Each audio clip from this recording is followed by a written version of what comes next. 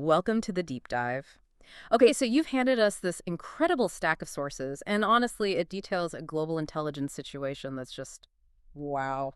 It's tangled. It really is. We're talking Capitol Hill politics, high finance, covert assassinations over in Europe, and then, bam, a nuclear standoff in Baghdad. It feels less like separate stories and more like, I don't know, a single playbook for shadow power. That's a good way to put it. It's an immediate, intense test of that whole separation of powers idea, isn't it? Here. The sources show how quickly personal vendettas, corporate demands even, can just bleed straight into critical national security decisions, military ones too. Right. And that's our mission for this deep dive, trying to connect these threads that, on the surface, seem pretty far apart. Like, how does the death of this legendary spy master set off a political war? Who is this invisible American assassin chasing people across Europe? It's a big one. Yeah, the biggest one.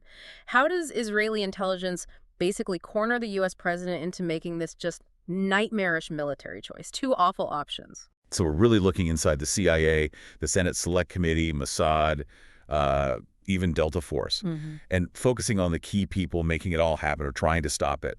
You've got the operative, Mitch Rapp, Right. the ambitious senator, Hank Clark, and Irene Kennedy, the DCI nominee, who's really fighting for her professional life here. Okay, so let's unpack this. The logical place to start seems to be that foundational event, the death of the old guard, former DCI Thomas Stansfield. Exactly. Stansfield's death, just shy of his 80th birthday, wasn't just a leadership vacuum. He was the political firewall for the agency in many ways.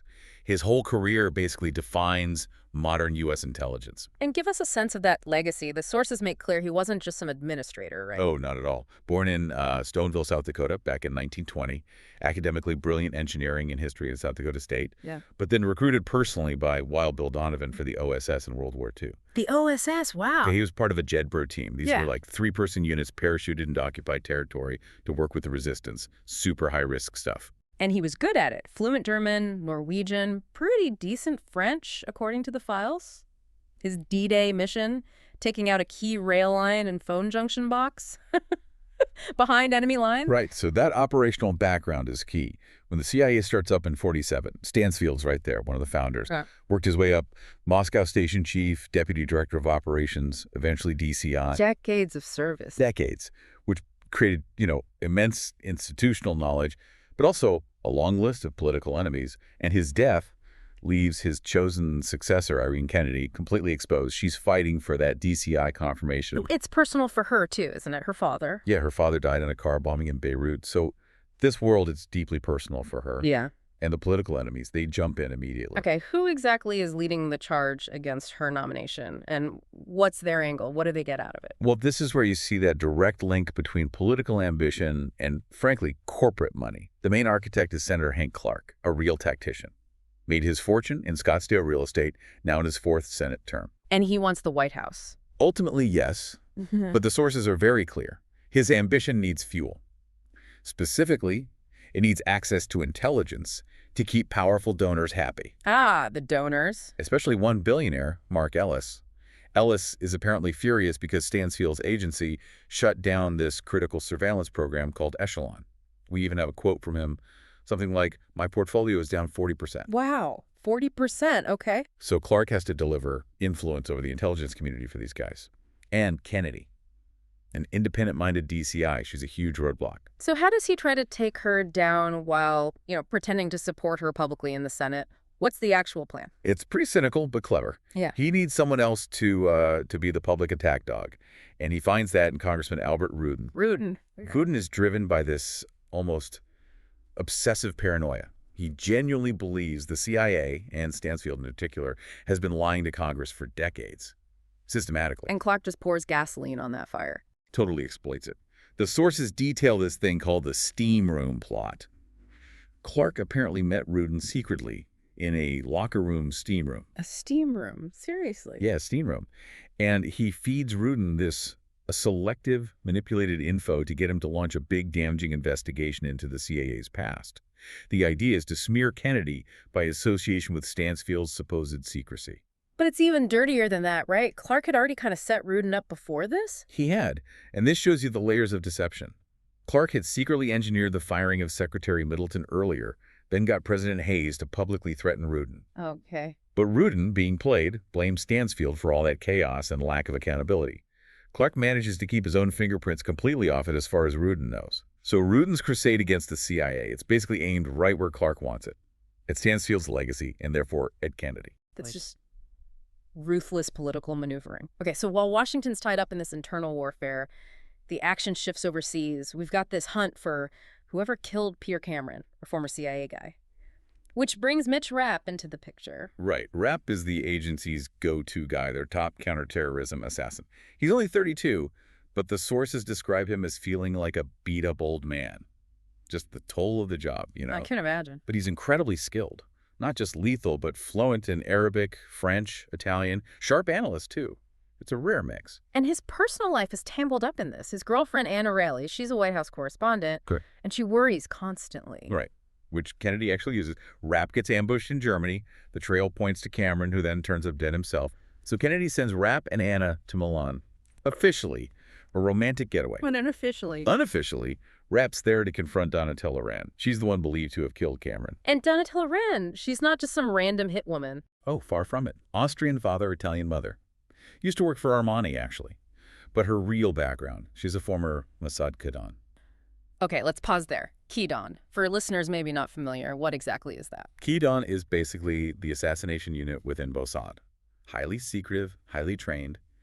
The tip of the spear, really. Donatella trained at their facility near Abda, Israel. And there's history between her and Rapp. There is. The sources say they used to be involved, shared a bed, if the phrase used, which makes this whole confrontation in Milan incredibly charged. So Rapp corners her. What Yeah. does she tell him about who hired her to kill Cameron? She confirms it came from the very top of Israeli intelligence. The Director General Mossad himself, Ben Friedman. He paid her $500,000. $500,000. Why? Cameron had apparently run some unauthorized freelance operation that made him a lot of money, and Friedman wanted the trail completely erased. Classic Mossad cleanup, she says. Pay an outsider, then wipe the slate. But here's where it gets even more complicated, right? Friedman doesn't just hire her. He then tries to clean up his own cleanup operation. Exactly. It's ruthless efficiency. Yeah. After Ron does the job on Cameron, Friedman sends his own Mossad team, led by a guy named Marcus Rosenthal, to kill her. Why the double cross? Just to be absolutely sure the trail goes cold? That seems to be at absolute operational security. If Ron gets caught, maybe she talks about the money, the contract. It could lead back to Friedman. So eliminate the loose end.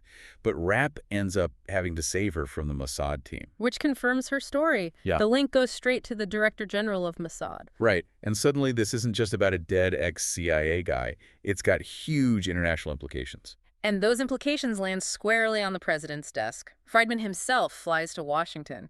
But he's not there to talk about Cameron or Donatella Ron, is he? No, he brings President Hayes a different kind of bombshell. A much bigger one. He delivers critical intelligence. Iraq has secretly built a nuclear production facility in a hardened bunker. Yeah. And the kicker. The bunker is located directly underneath the Al-Hussein Hospital in Baghdad. Under a hospital. Oh, my God. That's an impossible choice. Totally impossible. Hayes is staring at two potential catastrophes. Let Saddam get nukes, which is unthinkable for regional stability, or bomb a hospital packed with civilians. How do they even begin to rationalize that? Kennedy cuts right through it, strategically at least. She basically says the moral blame lies with Saddam. Her quote is stark. Saddam did. He's the one who has put those people in harm's way. So the focus shifts instantly. How do we destroy it? What were the military options on the table? I imagine they were both pretty grim. Grim and complex. Option one of the lower-risk kinetic strike. F-117 stealth fighters using these specialized GBU-27B laser-guided bombs. Very precise, smaller payload, good penetration against bunkers. High success rate, maybe 90%. But still hitting a hospital. Still hitting a hospital. Yeah. There's just no way to guarantee zero civilian deaths with that approach. So what was the alternative? Colonel Gray's idea. The alternative was high risk, potentially high reward. A surgical Delta Force raid. And the plan was, audacious doesn't even cover it, infiltrate Baghdad using white Mercedes sedans, dressed in Iraqi Special Republican Guard SRG uniforms. Oh.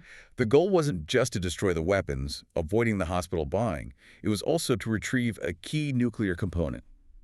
Physical proof. Why was getting that proof and avoiding the civilian casualties worth such an incredible risk to the soldiers? Because of what Friedman had implicitly threatened. If the U.S. doesn't act, Israel will strike unilaterally. And that would absolutely shatter the fragile Arab coalition Hayes had built against Saddam. Ah, the coalition. Exactly. So the Delta raid, risky as hell, does three things if it works. Guarantees destruction, provides undeniable proof for the world, and crucially, gives Hayes the political cover to keep the coalition together and justify the whole thing. Yeah. Kennedy and the military argue it's the necessary risk. And Hayes buys it. This is where everything converges, the politics, the intelligence, the operations. Rapp gets pulled into this Delta mission. Immediately. His specific skills are seen as vital to making this insane plan work. He's inserted with the team via MH-47E Chinooks, those big tandem rotor helicopters using major airstrikes as cover and distraction. And Rapp's role is unique, right? He's not just another soldier. No, he takes on this persona, Uday Hussein. Saddam's son. That's the one. He wears the SRG general's uniform and adopts Uday's known extreme intimidation tactics. It's psychological warfare as much as anything, allowing them to navigate the facility.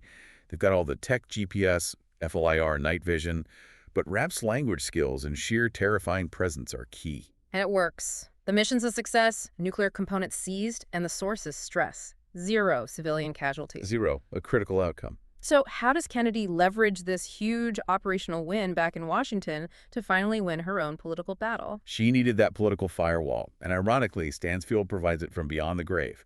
Kennedy had managed to retrieve Stansfield's secret files, The one's detailing Congress's own quiet complicity in past covert ops. And crucially, the files explain why people like Rudin, perceived as paranoid or leaky, were deliberately kept out of the loop on the really sensitive stuff. So the Iraq success gives Hayes the political capital, Right.